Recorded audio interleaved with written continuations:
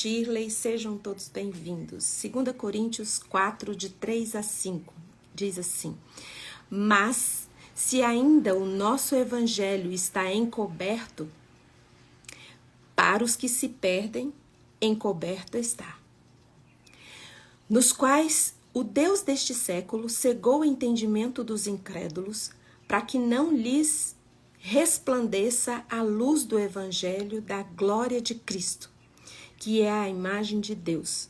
Porque nós não pregamos a nós mesmos, mas a Cristo Jesus o Senhor. E nós somos vossos servos por amor a Jesus.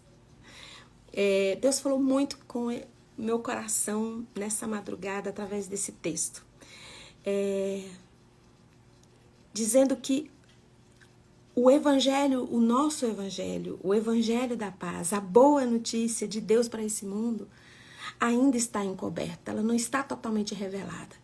E se ela está encoberta para nós que cremos, ela está encoberta para aqueles que não creem.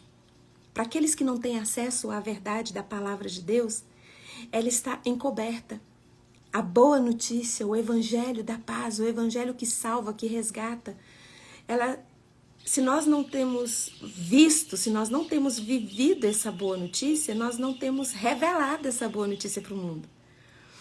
E fala assim, está encoberto porque o Deus deste século tem cegado o entendimento dos incrédulos.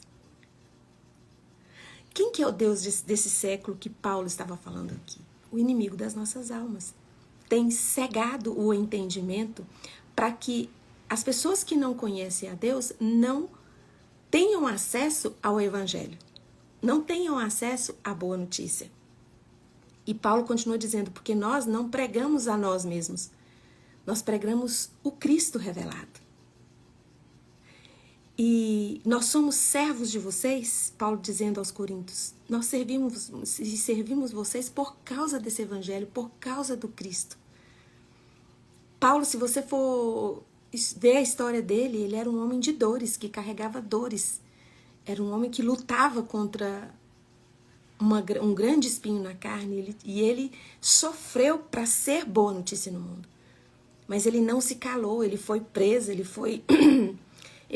apanhou, mas ele não parou de ser boa notícia, de ser o evangelho da paz. Falando, porque eu não vou falar sobre mim. Não é sobre mim que eu vou ficar pregando, que eu vou ficar falando. Não é sobre as minhas limitações. Eu vou falar do evangelho de Cristo, porque o que tem que ser pregado é o evangelho de Cristo. O que tem que ser é a boa notícia. Tem um versículo lá em Romanos 8,19 que eu gosto muito dele, que diz assim: toda a criação espera ansiosa que os filhos de Deus se revelem, se mostrem. Você já foi alcançado por esse evangelho da paz? Se foi, você tem sido cegado, os seus olhos têm ficado cegos, e você não tem olhado para Cristo e sendo essa boa notícia, sendo esse bom evangelho da paz, tem gastado muito tempo falando de si mesmo, dos seus problemas, das suas limitações. Fernanda, mas é que você não sabe, tenho passado por sofrimentos muito grandes e eu não estou aqui para diminuir sua dor. Eu não estou aqui para dizer para você que você não sofre. Eu estou aqui para dizer para você que você, Igreja de Cristo, que tem acesso ao evangelho, à boa notícia, você é boa notícia de Deus para o mundo. Você não pode permitir que os seus olhos fiquem cegos e você deixe de enxergar as verdades de Deus por causa da sua dor, por causa das suas limitações. Porque nós somos servos que anunciamos, somos servos do mundo para anunciar o evangelho da paz. Mas às vezes a gente fica parado na nossa dor, com a cabeça baixa, e a gente não consegue ser boa notícia. A gente só continua sendo notícias de tragédias, só somos a continuação das péssimas notícias que o inimigo das nossas almas tem cegado o entendimento para o evangelho dos nossos iguais. que ainda não foram alcançados pelo Evangelho da Paz. Eu quero conversar hoje com você sobre Abraão. A história de Abraão é muito densa, tem muita coisa pra gente aprender com Abraão, né? Você fala, realmente foi o pai da fé. Mas, gente, para ele chegar nesse nível, ele foi testado no limite da sua dor, da sua angústia, da ansiedade dele. E aí, em Gênesis 13, que eu quero conversar com você hoje, é sobre a separação dele e de Ló. Ele amava Ló como se fosse filho dele. Era um amor de pai e filho, era um amor muito grande. Tão grande que quando Deus mandou ele sair da terra dele, ele levou Ló com ele. Só que os dois começaram a prosperar muito, a ficar muito rico, a ter muitas terras. Entre os dois não tinha problema. Os dois tinham uma relação de perto, uma relação boa. Mas os empregados dele, os funcionários de Ló e Abraão, começaram a brigar, começaram a disputar. E por causa disso, Deus falou para Abraão que era momento dele se separar de Ló. Que ia acabar saindo morte ali, ia vir coisa pior. O tanto que os empregados de um e de outro começaram a brigar. Entre eles estavam em harmonia. Mas essa harmonia começou a ser abalada por causa da briga dos empregados um do outro. E chegou o momento da separação. Você vai conferir lá em Gênesis 13, tem toda esse desembaraçar dessa história. Eu vou falar só alguns textos, porque eu acho pertinente para o que eu quero falar para você hoje. Quando ele foi se separar, ele perguntou para Ló assim, olha Ló, eu amo muito você. Eu vou deixar você escolher para onde você quer ir. E fala que Ló olhou para um lado onde tinha prosperidade, onde os campos eram verdes, onde a terra era... Ele já tinha ouvido falar, né, de como era a cidade de lá, que era uma cidade muito alegre, de muitas festas, de muita riqueza. Então ele encheu os olhos daquilo que ele viu, do que ele entendia, e Ló escolheu, na cabeça de Ló, ele fez a melhor escolha. Ele escolheu a melhor parte. Abraão, ele era satisfeito em Deus. Ele já tinha, tanto é que o chamado não foi para Ló, o chamado foi para Abraão. Porque Deus conhecia o coração de Abraão, sabia em qualquer lugar que Abraão tivesse, ele estaria satisfeito nele. Então Abraão não fez questão de escolher lugar, porque ele já sabia que ele tinha o lugar dele em Deus. Tanto fazia, qualquer lugar que sobrasse para ele, ele ia prosperar por causa da presença santa. Mas se você for ver lá em Gênesis, o versículo 17, o versículo 14 e o versículo 17, Deus manda Abraão, depois que eles se separaram, Deus manda Abraão levantar os olhos. No versículo 14, fala assim, Deus fala para Abraão, Abraão, levanta seus olhos. Por que Deus estava falando para Abraão levantar os olhos? O que acontece quando a gente está triste? A gente fica, abaixa a cabeça. E, consequentemente, a gente olha para a nossa dor. Quando a gente está sofrendo, quando acontece algo muito difícil, uma perda, um luto, né? Algo muito difícil. Eu não sei pelo que você está passando. Talvez neste momento você esteja igual a Abraão quando se separou de Ló. Triste. E o que Deus falou para Abraão, Deus diz para você. Mima, Nádia, Cláudio, Marcinha, levanta os olhos. No momento que você está olhando para a sua dor, você está vendo que o quão difícil é o que você está passando. E nesse momento Deus fala, levanta os seus olhos. Está dizendo, tira o olho da dor que você está passando agora. E Deus disse para Abraão, observa bem o lugar que você está. Olha bem o lugar que você está, Abraão. E Deus está mandando dizer para você hoje, levanta os seus olhos, tira os olhos da sua dor um pouco e olha o que sobrou. Olha o que restou para você. O que restou para você? Olha em volta. Dá uma olhada no que sobrou de toda essa confusão, de todo esse problema, de toda essa dor. O que restou aí? E aí Deus fala para Abraão, observa, você vai olhar para o norte, para o sul, para o oriente e para o ocidente. É como se Deus estivesse mandando Abraão dar uma volta de 360 graus. Tipo, é para você olhar, para de olhar para baixo, ergue os olhos e dá uma olhada em toda a sua volta. Não existe só a sua dor, não tem só o seu problema.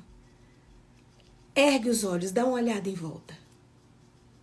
Foi a primeira vez que Deus mandou Abraão levantar, foi os olhos. Tira os olhos do seu problema e comece a olhar em volta. Tem coisas em volta de você que Deus vai usar para fazer você sair desse lugar de dor. Existem coisas em volta de você que Deus vai usar para fazer você prosperar mesmo no meio da sua dor. E a segunda vez que Deus fala para Abraão levantar é no versículo 17 de Gênesis 13. Deus fala assim para Abraão, levanta-te, percorre essa terra no seu comprimento, na sua largura, porque eu vou dar para você. Então, a primeira coisa é tirar o olho da sua dor e olhar em volta. O que foi que restou aqui para mim, desse caos, desse problema? E a segunda coisa é andar, ir para frente, prosseguir, se colocar em movimento. Você não pode, a dor não pode parar você. O que te aconteceu não pode paralisar você. Você precisa andar, você precisa percorrer, você precisa caminhar. E sabe o que foi que Abraão fez? Diz que Abraão se mudou. O versículo 18 diz assim: Abraão mudou sua tenda e foi habitar perto dos terebinos de Manre, que está em Hebrom, e ali edificou um altar ao Senhor. Abraão, a primeira coisa que ele fez depois de erguer os olhos e de obedecer a Deus e se levantar e colocar em movimento, a vida dele mudou. A primeira coisa que veio foi a mudança. Ele falou, não vou ficar aqui chorando esse luto dessa perda desse filho que foi para outro lado. Talvez nunca mais eu vou ver Ló. Eu vou sair aqui desse lugar, eu vou mudar. O que é que precisa ser mudado na sua vida? Abraão fez, ele saiu, ele mudou de tenda, ele mudou. Ele olhou e falou, eu não vou ficar nesse lugar, eu vou mudar a minha atitude. Fala que ele edificou um altar para o Senhor. E depois, se você vai ver a história de Abraão, é toda cheia de bênçãos e prosperidade e vitória. Mesmo tendo outras provas de fé, outros apertos, ele sempre prosperou em tudo que ele fazia. Porque ele obedeceu a Deus, erguendo os olhos, olhando em volta. Não é só eu que estou sofrendo, tem coisas aqui também que eu posso fazer. Eu vou sair deste lugar, levantar, vou andar, vou prosseguir, vou para frente. Meu problema, esse trauma, esse abuso não vai me paralisar nesse lugar. Eu vou levantar, eu vou mudar. E nessa mudança eu vou edificar um altar. Quem vai ficar nesse altar é Deus, não é minha dor mais. Eu vou colocar nesse altar Deus, eu não vou colocar minha rejeição mais. Eu vou colocar Deus nesse altar, eu vou olhar e vou adorar o meu Deus ao invés de ficar remoendo as coisas que me aconteceram. Sabe, Abraão poderia, é uma sugestão de leitura para você, Salmo 73. O Salmo 73, gente, poderia ter sido a oração de Abraão assim que ele se separou de Ló. Porque deu a impressão, assim, que Ló tinha se dado muito bem. Foi para uma terra próspera, cheia de festas. E lá nessa terra que Ló chegou, as pessoas não temiam a Deus. Viviam a vida totalmente desregrada. Não conta a história, o que Ló fez com a fé dele quando chegou na cidade. Não fala o que aconteceu, se Ló chegou lá, fez um altar a Deus. Não tem esse relato.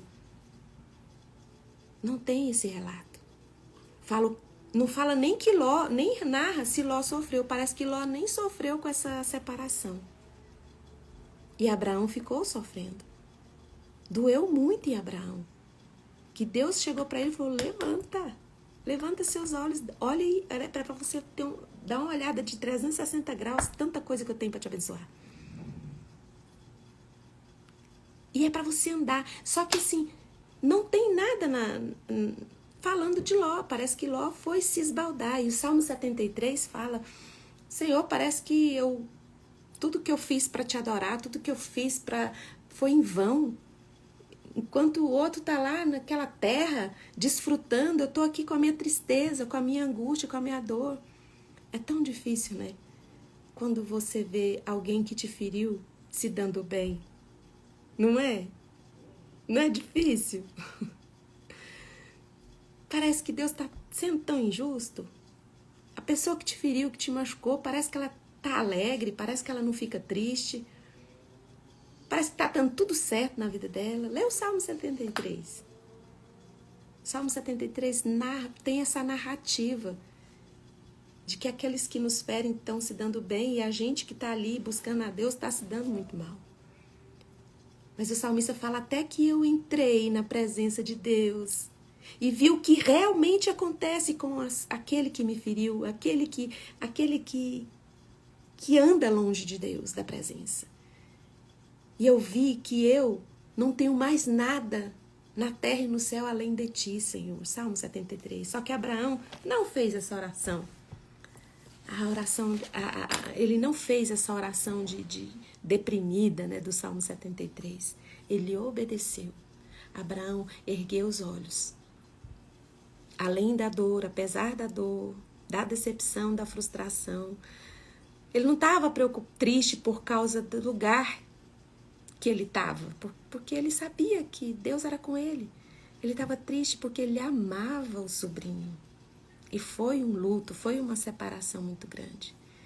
Só que hoje nós temos Abraão como pai da fé, como inspiração de fé para nós. Porque Abraão obedeceu a Deus. Toda vez que Deus falava: Abraão, sai daqui, Abraão saía. Vai para lá, Abraão ia. E nessa separação de Gênesis 13 do sobrinho, ele ficou abalado, mas ele obedeceu. E agora eu vou ler de novo 2 Coríntios 4, de 3 a 5. Foi o versículo que eu li primeiro. E eu quero que você olhe nessa perspectiva de muitas vezes o nosso entendimento tem sido cegado. O entendimento das pessoas que não buscam a Deus, o Deus desse século, o inimigo das nossas almas, porque as pessoas têm falado mais sobre si.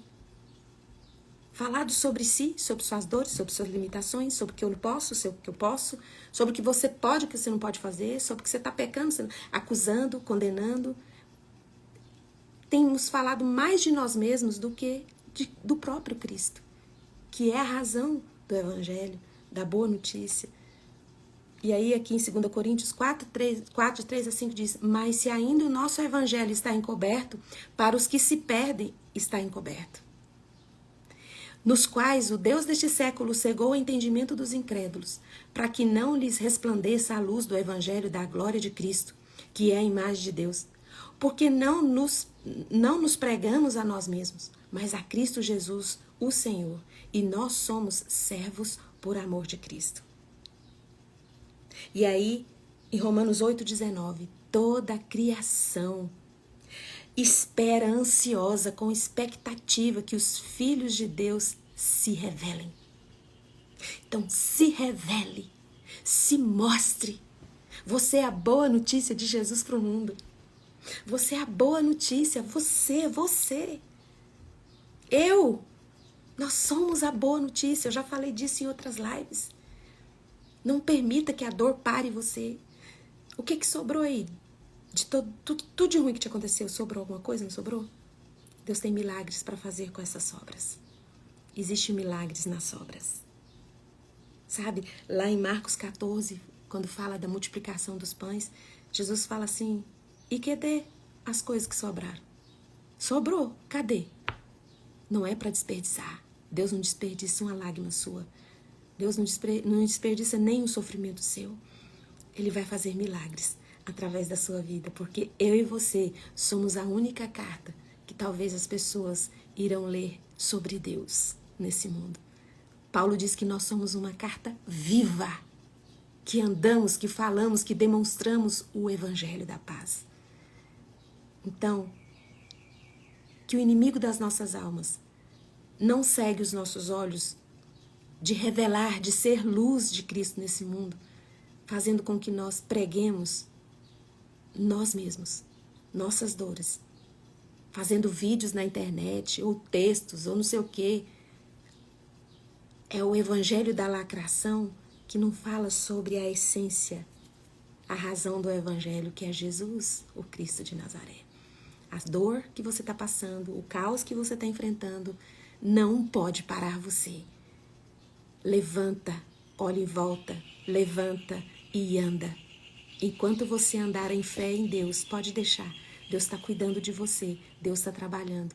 Deus está trabalhando, Deus está trabalhando no seu milagre. Salmo 121. Eleva os olhos para os montes, de onde me virá o socorro? O meu socorro vem do Senhor, que fez os céus e a terra. Ele não permitirá que os teus pés vacilem, porque não dormita e nem dorme o guarda de Israel. O Senhor é quem te guarda. O Senhor guardará a sombra e a tua direita. Ele guardará a tua saída. Ele é a tua sombra e a tua direita. E ele guardará a tua entrada e a tua saída, desde agora e para sempre. E Salmo 23, o versículo 6, eu acredito, fala assim: certamente que a bondade e a misericórdia me seguirão todos os dias. Te seguirão porque você vai andar, você vai caminhar. A bondade do Senhor segue, mas você tem que sair do lugar, porque senão a bondade, as misericórdias te seguem. Então, levanta e anda.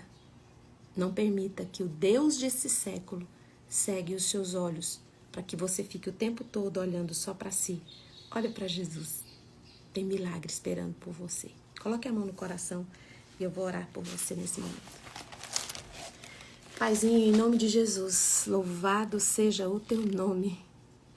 Obrigada, Jesus, pelo teu sacrifício na cruz do Calvário e pela tua ressurreição, que nos dá poder, por causa da tua graça e misericórdia, para sermos a tua luz neste mundo. Em nome de Jesus, eu coloco os meus irmãos na tua presença. Se tem alguém aqui paralisado na dor, se sentindo injustiçado, traído, rejeitado, angustiado, em nome de Jesus, Espírito Santo, os abrace nesse momento com tanta força que eles tenham a visão aberta, limpa, para que enxerguem a glória de Cristo neles, fazendo os milagres que eles precisam para sair deste lugar de dor. E agora, na autoridade que o Espírito Santo de Deus me dá por causa do sangue de Jesus derramado na cruz do Calvário, eu ministro cura sobre você. Se você estiver com alguma enfermidade no seu corpo, no seu coração, na sua alma, seja liberto agora em nome de Jesus. Coloco também a Luísa. Gente, essa Luísa não é minha filha. A Luísa é uma amiga muito amada. E eu coloco você, Luísa, agora na presença de Deus e ministro cura sobre você. Que você seja completamente curada e liberta de toda dor, de toda infecção, em nome de Jesus. Amém. Que Deus abençoe o dia de vocês, que Deus abençoe a vida de vocês. Levanta essa cabeça, bota esse pé para andar em fé, porque Deus tem coisas grandes e escondidas para você, que você nem pode imaginar.